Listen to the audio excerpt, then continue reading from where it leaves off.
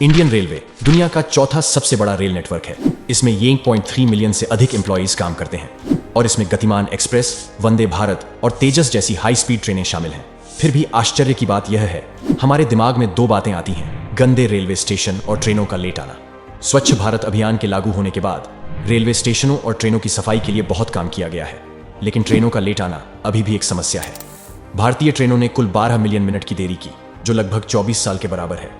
लेकिन सवाल यह है कि इतनी सारी सुपरफास्ट ट्रेनों के बावजूद भी भारतीय ट्रेनें इतनी धीमी क्यों चलती हैं और हमेशा लेट क्यों हो जाती हैं? भारत में ट्रेनों को उनकी गति के आधार पर 4 श्रेणियों में वर्गीकृत किया जाता है। एक्सप्रेस ट्रेनें, एवरेज स्पीड 42 किलोमीटर प्रति घंटा। सुपरफास्ट ट्रेनें, एवरेज स्पीड 55 किलोमीटर प्रति घंटा। प्रीमियम ट्रेनें 70 किलोमीटर प्रति घंटा से अधिक। यात्री और मालगाड़ियां, एवरेज स्पीड 26 से 36 किलोमीटर प्रति घंटा। दुर्भाग्य से अन्य देशों की तुलना में यह डेटा बहुत कम है।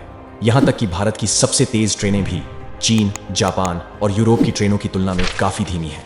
दरअसल भारतीय ट्रेनें धीमी नहीं हैं।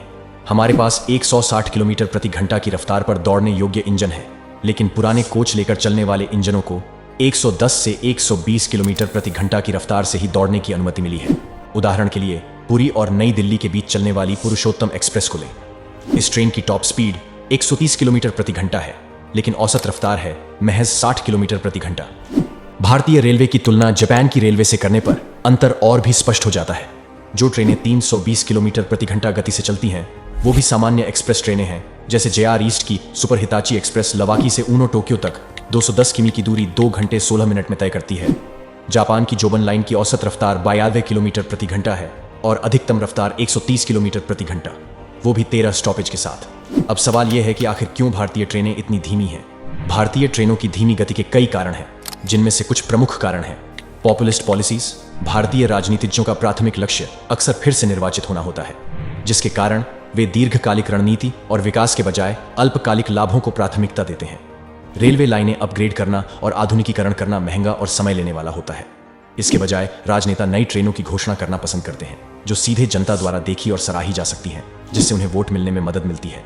वर्तमान में भारत में 22,593 से अधिक ट्रेनें हैं, लेकिन केवल 68,000 पटरियां हैं। इनमें से 54,000 किलोमीटर ब्रिटिश द्वारा बनाई गई थी। पिछले 76 वर्षों में हमारी सरकार ने केवल 14,000 किलोमीटर जोड़ी है। 2000 में दैनिक यात्री ट्रेनों की संख्या 8,520 थी, जो अब बढ़कर 13,169 हो गई है, लेकिन पटरियों की लंबाई रेशियो में नहीं बढ़ी है। नतीजतन हमारे देश में शताब्दी और राजधानी जैसी तेज ट्रेनें हों या यात्री और मालगाड़ियां, ये सभी ट्रेनें एक ही ट्रैक पर चलती हैं और इस वजह से ट्रेनों को कई बार रुकना पड़ता है। कई ट्रेनों को किसी दूसरी ट्रेन को पास देने के लिए रोक दिया जाता है। भारत में ट्रेनों के लेट होने का यह एक बड़ा कारण है। हमारा इंफ्रास्ट्रक्चर इतना खराब है कि एक कंटेनर को सिंगापुर से मुंबई पहुंचने में 5 दिन लगते हैं, लेकिन मुंबई से दिल्ली पहुंचने में 2 हफ्ते लगते हैं। भारत में इस समय 40% रेलवे ट्रैक अपनी क्षमता से ज्यादा इस्तेमाल किए जा चुके हैं। इन रेलवे ट्रैक को बदलने या अपग्रेड करने की तत्काल जरूरत है। पुरानी पटरियों के ज्यादा इस्तेमाल के कारण उन पटरियों की तेज रफ्तार संभालने की क्षमता लगातार कम होती जा रही है। इसलिए ऐसी ट्रेनों का विकास करना बेतुका है जो 160 से 180 किलोमीटर प्रति घंटे की अधिकतम गति प्राप्त कर सके, क्योंकि जिस ट्रैक पर ये हाई स्पीड ट्रेनें चलेंगी उसका ज्यादातर हिस्सा बहुत पुराना है और 80 से 90 किलोमीटर प्रति घंटे से ज्यादा की गति से ट्रेन चलाने में सक्षम नहीं है। हम अपनी आधुनिक ट्रेनों की गति का कभी भी उपयोग नहीं कर पाएंगे। भारत में रेल नेटवर्क दुनिया में सबसे अधिक व्यस्ततम में से एक है। मौजूदा ट्रैक पर ट्रेनों की संख्या लगातार बढ़ रही है, जिससे भीड़भाड़ और देरी की समस्या बढ़ रही है। नई ट्रेनों को शामिल करने के लिए मौजूदा ट्रैक को अपग्रेड करने और वैकल्पिक मार्गों के निर्माण की आवश्यकता है, लेकिन बजट की कमी और दीर्घकालिक योजनाओं के अभाव में भीड़भाड़ की समस्या बनी हुई है। पुरानी ट्रेनें। भारत में अभी भी बहुत सारी पुरानी ट्रेनें चल रही हैं, जिन्हें कभी भी गति के लिए नहीं बनाया गया था। इन ट्रेनों का डिजाइन और इंजन धीमी गति के लिए उपयुक्त है। हालांकि नई हाई स्पीड ट्रेनों का विकास हो रहा है, लेकिन पुराने रेलवे नेटवर्क पर इनका पूरा फायदा नहीं उठाया जा सकता। भारतीय रेलवे की धीमी गति को समझने के बाद आइए भविष्य की ओर एक नजर डालते हैं। सरकार ने राष्ट्रीय रेल योजना 2030 नामक एक महत्वाकांक्षी योजना शुरू की है, जिसका लक्ष्य भारतीय रेलवे के बुनियादी ढांचे का आधुनिकीकरण और विस्तार करना है।